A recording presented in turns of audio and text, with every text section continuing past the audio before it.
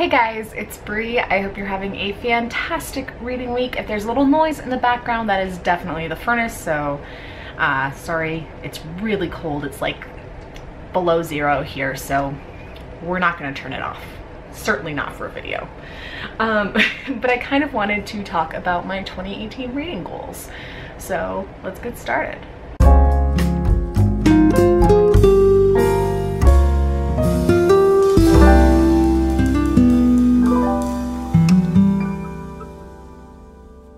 So first, I guess let's recap 2017. Pretty good year overall. But I think, like a lot of people, like 2017 was just kind of a rough year for no real reason. It was the kind of year where like sometimes I just couldn't read.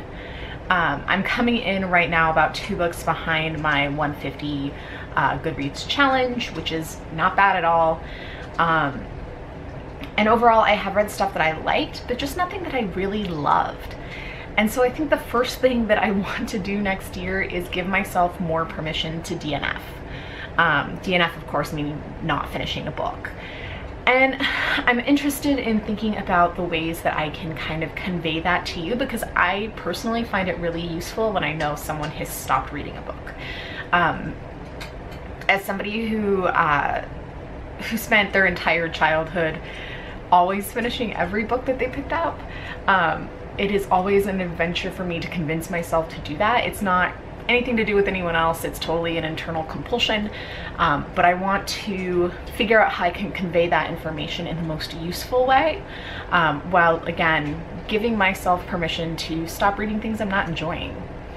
I'll probably stick with the 150 goal. I think on a really personal level, I just like having a metric to be like, hey Bree, you've been dragging the last couple of weeks, what's going on?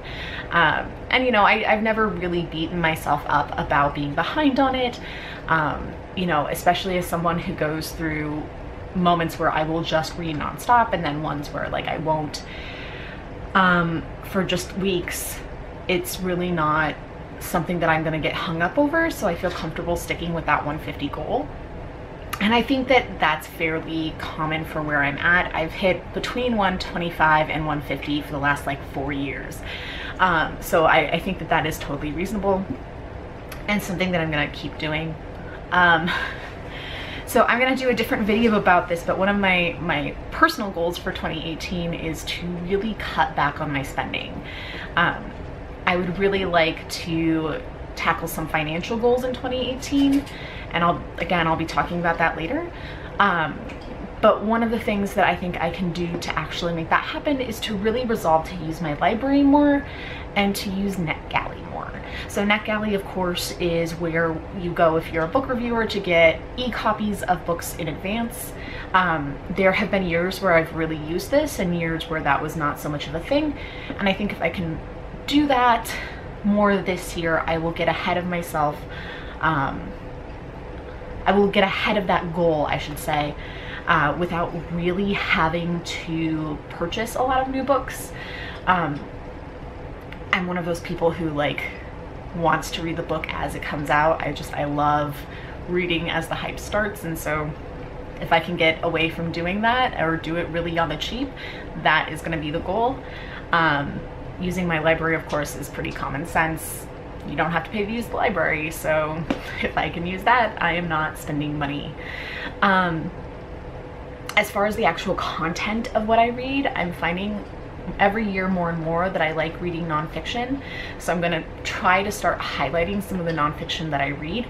Some of what I read is a little off the mark, so it's not necessarily, you know, they're not like biographies of World War II or something. They're mostly like, here's all of the list of how mythical beings could work, or like here's mortuary practices in the Victorian era.